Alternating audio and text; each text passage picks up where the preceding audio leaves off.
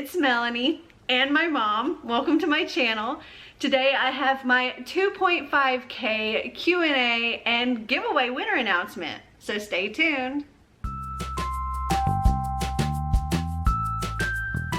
So I have my mom here with me for the moment to act as my Vanna White.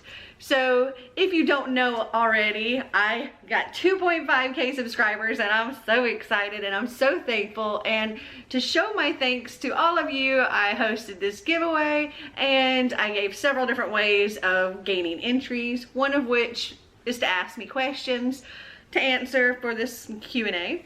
And well, tell them what they could win, Mom. Well, first place gets 2 of any of these of their choice, and then second place gets their choice of 1 of the remaining. Awesome prize, right? Well, stay tuned to see who our winners are later towards the end. So now we're going to say goodbye to Mom. Bye, Mom. Bye.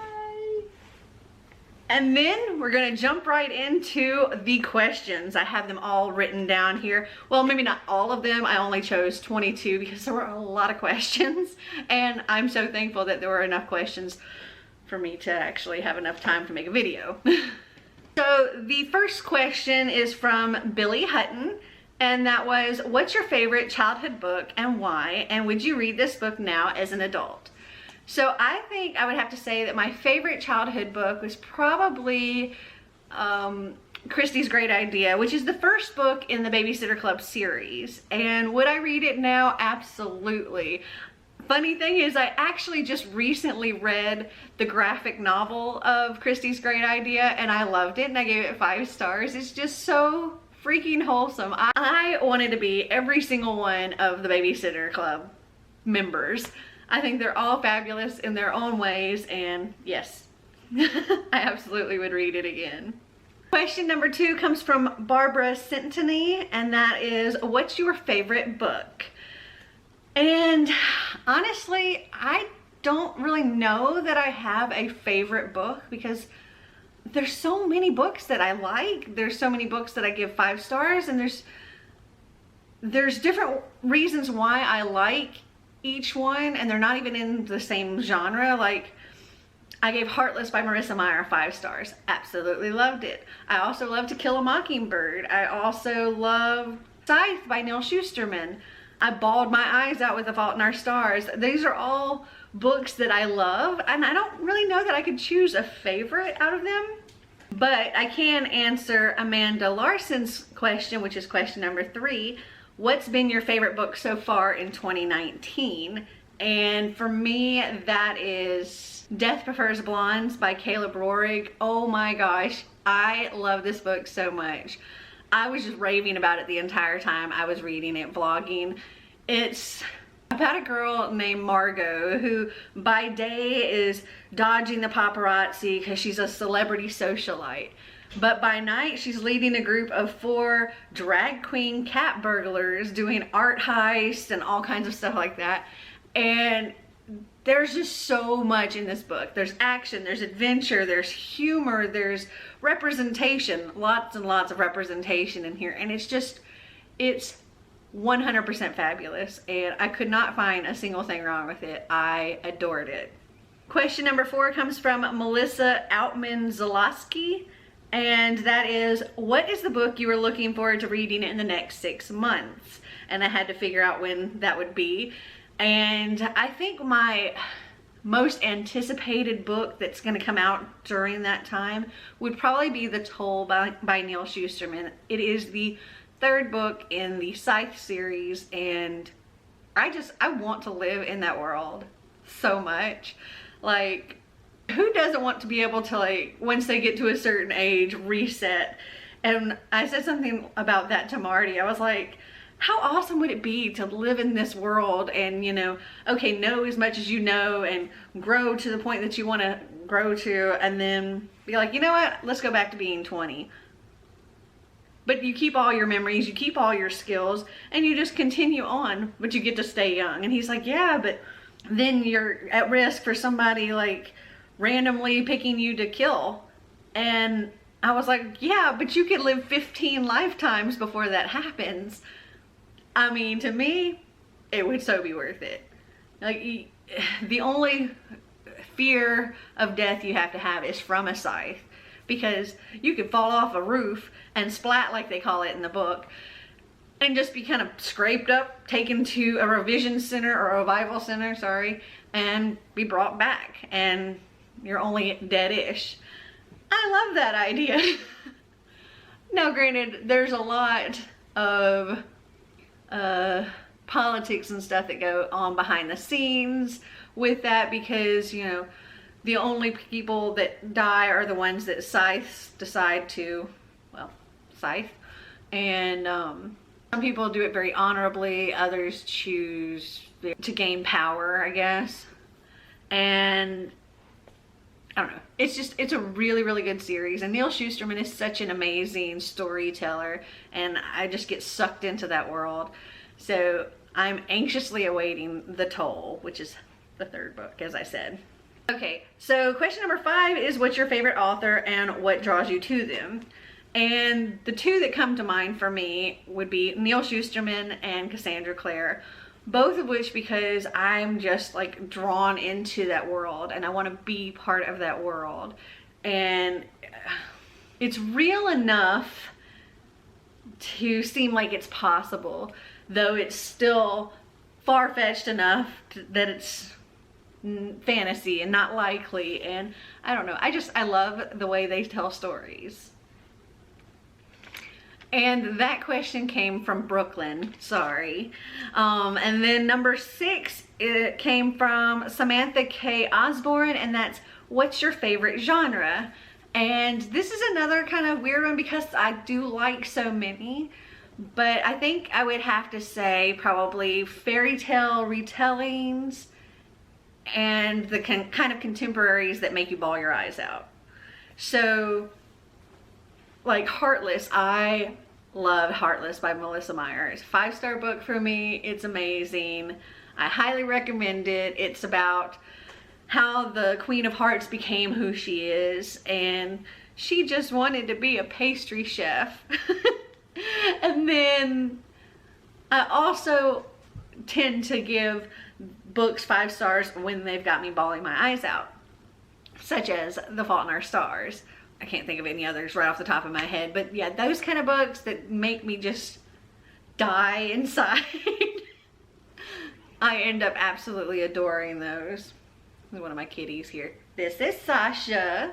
Say hi. She always wants to be on camera. Question number 7 comes from Clint Reed, and that is, what's your favorite retelling? And I think I would have to say 2. We have Heartless by Marissa Meyer, as I just mentioned, but also Alice Takes Back Wonderland. I love Wonderland retellings, and I think my favorite has got to be Alice Takes Back Wonderland.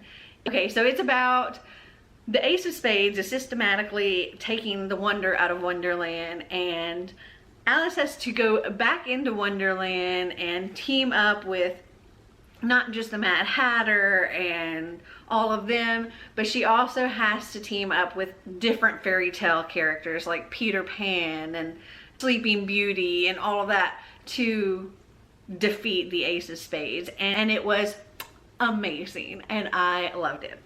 Question number 8 came from Megan S, and that is, what's the highest number of books you've read in a year, and what's the most pages you've ever read in a day?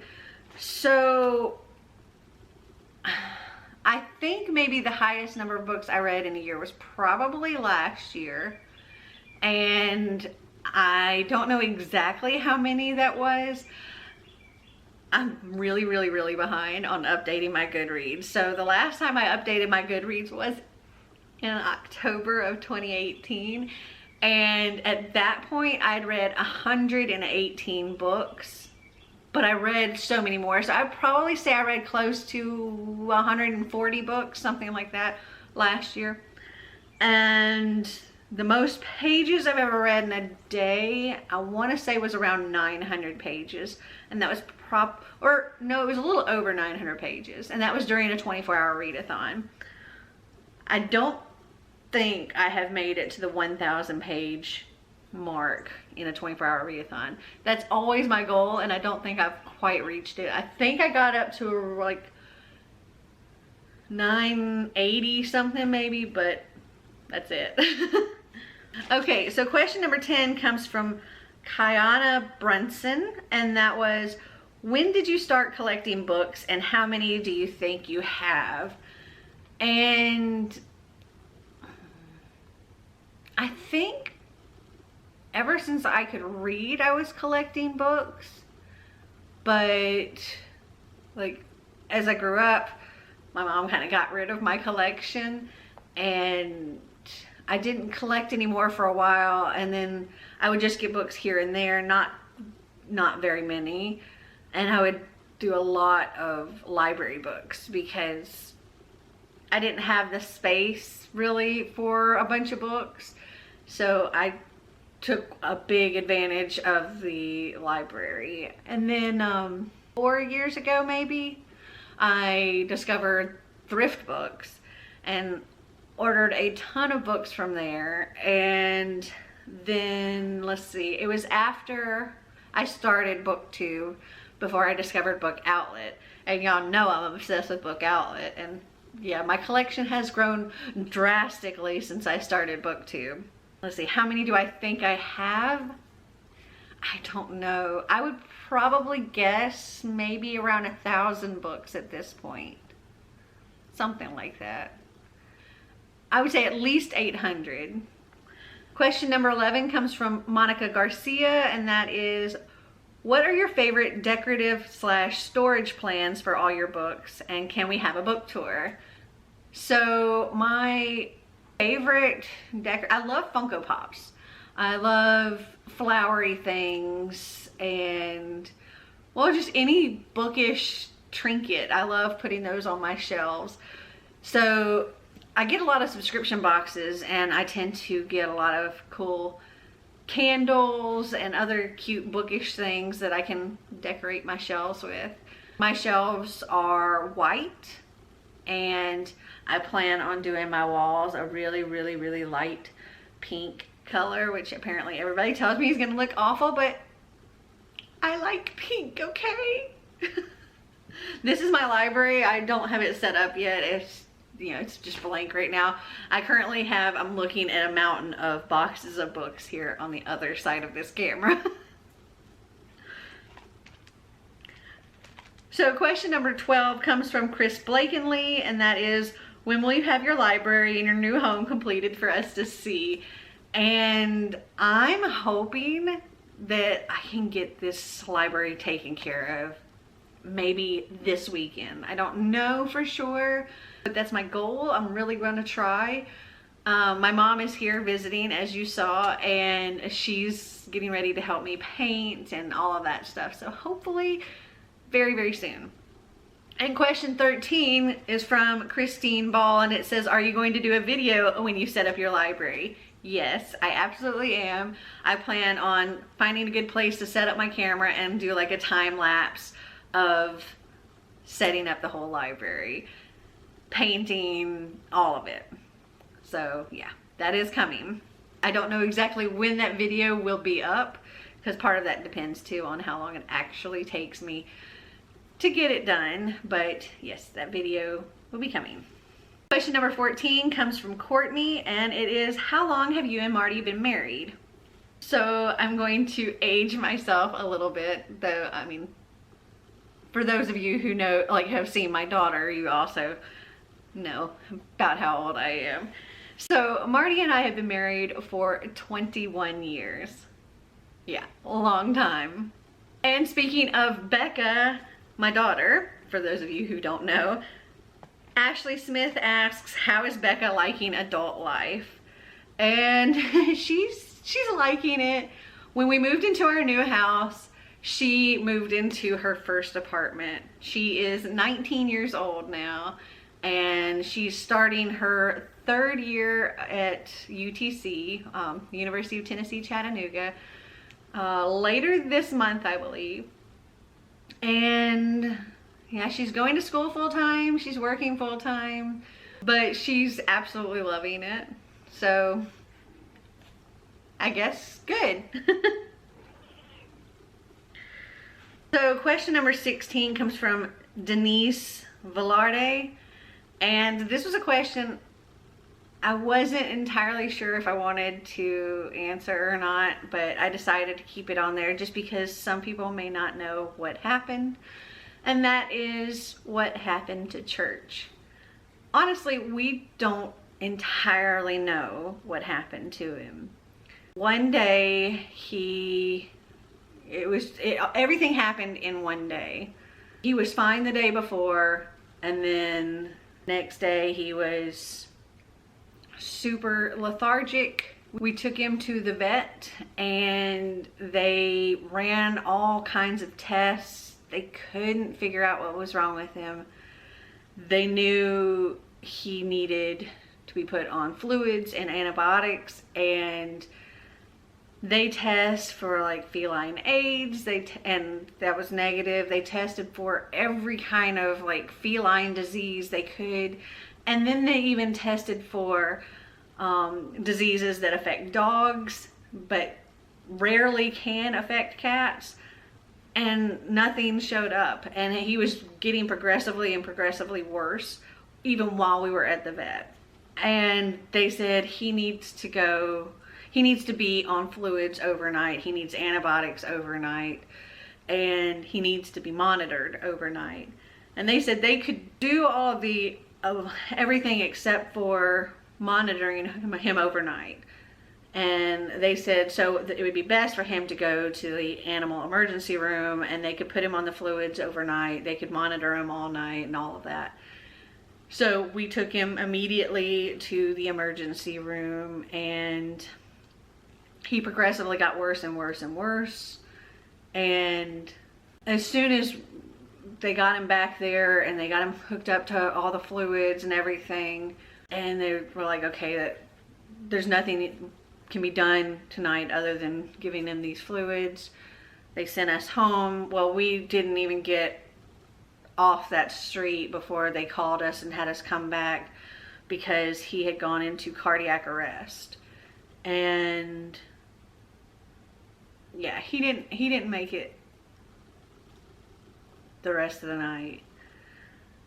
And nobody knew what happened because he had literally just turned a year old like the week before. And okay, that's all I can talk about it because I'm trying not to cry. Okay, question number 17 comes from Ryan31, and that is, how many animals do you have? What's your favorite food? So I have now 4 cats and 2 dogs. We did have a tortoise, but we think the movers, when they moved us in, took the tortoise with them because the tortoise was gone. Sheldon was gone. And I asked Becca if she took him, and she's like, no. And Xander said he didn't do anything with it, so oh well. We were gonna find him a new home anyway, so I guess he's found a new home with one of the movers. But yes, so 4 cats, 2 dogs. We have Sasha here, and then we have a super fluffy gray cat named Missy, a super fluffy white cat named Katniss, and a big fat orange cat named Tigger. And then our dogs, we have a Wiener Rat Terrier mix named Cookie, that's a girl. And then we have a Chihuahua who is like a fat little diva, and she's also a girl. And that's it. And my favorite food is totally chocolate cake with chocolate icing. I love chocolate. Chocolate is awesome. As far as like meals, I don't know. I don't really think I have a favorite meal thing, but I definitely have a favorite dessert. Question number 18 comes from Wendy Holt. What did you do before you started your YouTube channel? For many years before I started my channel, I was just homeschooling both of my kids. Xander has started with regular public school this year. He's in 8th grade and he wanted to go to a regular school, so that's where he's at. And Becca, I homeschooled her until she started 10th grade at one of the magnet schools here, and she ended up loving it, and it was a really good school. Before that, I worked for a little while at Nissan selling cars. Just a little while though. And that was when we first moved here to Tennessee. Before Tennessee, I was a karaoke DJ and a bartender. And let's see, what did I do before that? I've done a lot of bartending. I've done a lot of karaoke. Those are a lot of fun. I actually have a full professional karaoke system set up. It's all in my basement right now. Question 19 comes from Nancy Payette, and that is, what do you love most about subscription boxes, and why do you think they are worth the expense? Gosh, I get so many different kinds of subscription boxes, and I think what's best about them is their value, because like BoxyCharm, for example. BoxyCharm is a makeup subscription box, and it's like 20 bucks a month, but you get $100 to $200 worth of products for 20 bucks. The palette, it always comes with a palette, and the palette alone is usually over $20 buying it in the store. Like if you go to Ulta, it's gonna be more than 20 bucks. I have gotten one product, I think it was in a FabFitFun box, and I pay like $40 or $50 a quarter for the FabFitFun box, and it's like a health and fitness and beauty and lifestyle box all kind of combined. And one of the products in it was like this Elemis serum or something, and it said it was an $89 value. I'm like, yeah, right. I went to Ulta and I looked, and actually Ulta had it for more than $89. And I got that in a box full of other stuff, and yeah. So I think the value of what you get in these boxes does make it worth it.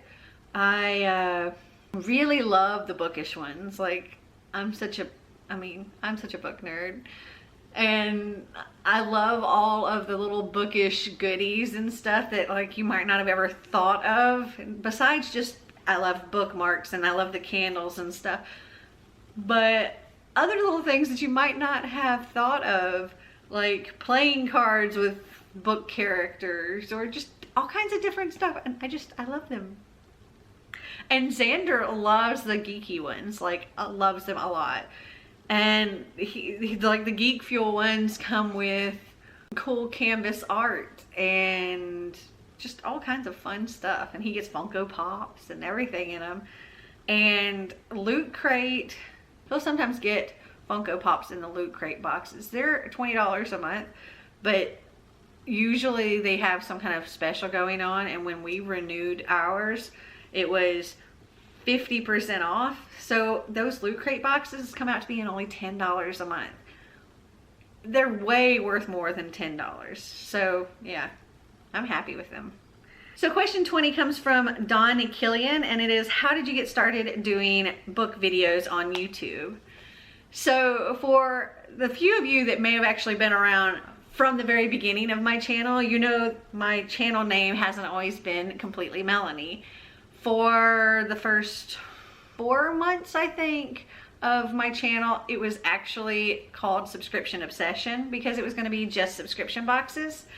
And I was doing a lot of watching other people's unboxing videos, determining which boxes I wanted to get for myself, and I came across G at Book Roast, and I'll link her channel down in the description too. And I was watching, I think, her Owl Crate, I think it was Owl Crate subscription box unboxings, and she was also doing, it was either Geek Fuel or Loot Crate or one of those geeky ones too. And I was like, this is so cool. And she did some videos, and it was like how to like advice on starting a channel and things like that. And I was like, you know what? I could do this. I get enough subscription boxes. I could do these unboxing videos and stuff. And so I took her advice and I just started doing unboxing videos. And I started discovering more people's booktube channels, and as I was discovering those channels, I was seeing like all these bookish videos that I had no idea about, and I was like, this is a whole new world. And I decided to kind of dip my toes in, and I had gotten a ridiculous amount of books that I had ordered from multiple different places. And so I did this huge book haul, and I was expecting it to get views like my other videos, and it like skyrocketed, as far, in my opinion, skyrocketed. That probably got just a couple 100 views, but that was a lot for me then. And I was like, wow, people like that. And so I started doing other, I guess, basic booktube videos like TBRs and wrap-ups and that kind of thing, and just kind of what I saw everybody else doing and trying to do that as well. And it just kind of grew from there. I definitely say, you know, go with those basic things in the beginning because it's a good way to get started, and then you kind of figure out your own flow and what you like best, and yeah, go with that. Okay, I'm sorry if I pronounced this name wrong, but question number 21 comes from Ariba Aoun, and that is, what are your views on ASMR reading videos? Okay, so I didn't know what ASMR reading videos were, and I was thinking, well, just people reading to you, right? No, it's that whispering. I can't handle it. I am not an ASMR person at all. I cannot handle it. I mean, some people, I'm sure, well, I know people love that, but to me, it just makes me cringe. I can't stand it. I can't listen to it. Any ASMR or anything, really. I know Mel to the Any, she does these ASMR unboxings for subscription boxes. And I like Mel to the Any. I think she's adorable and very sweet person. But I can't watch her unboxing videos because I just can't handle the ASMR things. Now, as far as somebody just reading to you, I have had people actually request me doing videos where I like read little stories or whatever. And I have recently filmed a 4-part series of me doing that, which will be coming up. I think the first of those videos will be posting on the 15th of this month. So I'll have 2 this month and 2 next month, and I'll kind of see where they go from there. I don't know. It just kind of depends on if people like them or not. If they like them, I'll do more. If they don't like them, then that'll probably be all I do. Okay, and for the final question, it comes from Lindsay Patrico, and that is, what has been the best thing about being on BookTube? And that's an easy one. All of you. I think you're pretty awesome, and the comments that you leave me just totally make my day. I can have the worst day and be just so totally stressed out, and then I'll go on my YouTube thing and I'll see comments from you guys, and you're all so amazing and so sweet, and yeah, it's totally you. Okay, so now I think it's time we bring my mom back to announce the winners. What do you say? I wonder if I could just snap my fingers and make her appear. Let's try. Wow, that worked. Welcome back. Okay, I'm back. So we're ready to say who our winners are. So, drum roll please. Ryan 31. Woo! Ryan, you have won first place, which means you get your choice of any 2 of these books. And if you want to see a little more about each of them, you can go back to the announcement video where I show them all. Though there are a couple of extras that I've added. So any 2. Okay, so who won second place? Drum roll. Reed's Readers. Woo! Yay! Congratulations. So you get your choice of any 1 book after Ryan has picked his 2.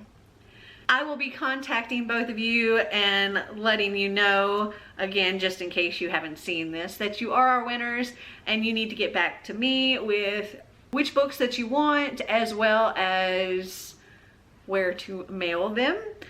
And for all of you that didn't win, I'm sorry. You are still greatly appreciated, and I do hope that you stick around. I plan on having another giveaway once I reach 3,000 subscribers. Well, I hope you guys enjoyed this video. If you did, give me a big thumbs up. If you'd like to see more videos like this, make sure you click that subscribe button down below. And until next time, remember to always be completely you.